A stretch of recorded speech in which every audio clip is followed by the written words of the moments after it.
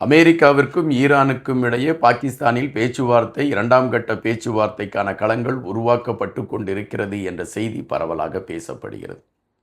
அதற்காக ட்ரம்ப் அவருடைய மருமகனும் அமெரிக்காவில் இருக்கக்கூடிய உயர் அதிகாரிகளும் அதற்கான களங்களை எடுத்து அவர்கள் இஸ்லாமாபாத்திற்கு வந்திருக்கிறார்கள் என்ற செய்தி வருகின்றன. அதே வேளையில் ஈரானில் இருந்து வெளி விவகாரத்துறை அமைச்சரும் இப்பொழுது இஸ்லாமாபாத்திற்கு வந்திருக்கிறார். பாகிஸ்தான் நடுநாடாக இருந்து இந்த இரு நாடுகளுக்கிடையே பேச்சுவார்த்தையை நடத்துகிறது என்ற செய்திகள் எடுத்து வைக்கப்படுகிறது. உலகம் இப்பொழுது இந்த செய்தியை உன்னிப்பாக கவனித்துக் கொண்டிருக்கின்றன. ஆனால் இங்கு இரண்டு நெருடலான செய்திகளும் இருக்கின்றது. ஒன்று, ஈரான் எடுத்து வைத்திருக்கக்கூடிய கருத்துகள் எதுவாக இருக்கிறது என்றால், நாங்கள் நேரடியாக அமெரிக்காவோடு பேச்சுவார்த்தை நடத்த மாட்டோம், நாங்கள் எங்களுடைய கருத்துக்களை, எங்களுடைய விருப்பங்களை, நாங்கள் என்ன நினைக்கிறோம் என்பதை பாகிஸ்தானில் அந்த நடுநிலையாக பேசிக்கொண்டு இருக்கக்கூடியவர்களிடம் நாங்கள் கருத்துக்களை சொல்வோம், அவர்கள் அமெரிக்காவோடு பேச்சுவார்த்தையை நடத்துவார்கள், நாங்கள் நேரடியாக பேச்சுவார்த்தை நடத்த மாட்டோம் என்று ஈரான் அறிவித்திருக்கிறது. ஆனால் அமெரிக்காவை பொறுத்த மட்டில் எங்களுடைய பேச்சுவார்த்தை ஈரானோடு தான் என்ற பதிவை அமெரிக்கா எடுத்து வைக்கிறது.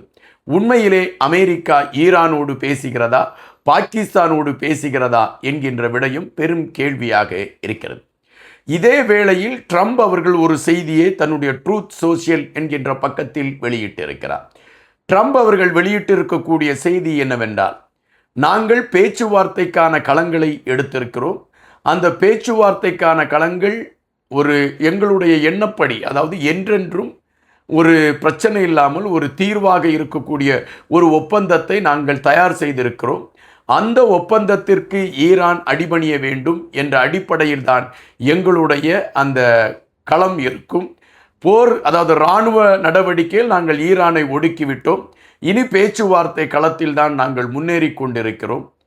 இந்த பேச்சுவார்த்தை தோல்வியை தழுவினால் ஈரான் மீது தாக்குதல் நடத்துவது உண்டு, அந்த போர் தொடரும், ஆனால் நாங்கள் அணு ஆயுதங்களை பயன்படுத்த மாட்டோம் என்று ட்ரம்ப் தன்னுடைய ட்ரூத் சோஷியல் என்ற பக்கத்தில் பதிவிட்டிருக்கிறார். ஒரு நாடு அணு ஆயுதங்களை பயன்படுத்த மாட்டோம் என்று சொல்கிறது என்றால் அந்த நாடு அணு ஆயுதங்களை பயன்படுத்துவதற்கு தயாராகிவிட்டது என்பதுதான் பதிவு. ட்ரம்ப் எதை நோக்கி பயணிக்கிறார் என்ற கேள்வியும் இப்பொழுது எழும்பியிருக்கின்றன. காத்திருங்கள், என்ன நடைபெறுகிறது என்பதை பொறுத்திருந்து பார்ப்போம். நன்றி.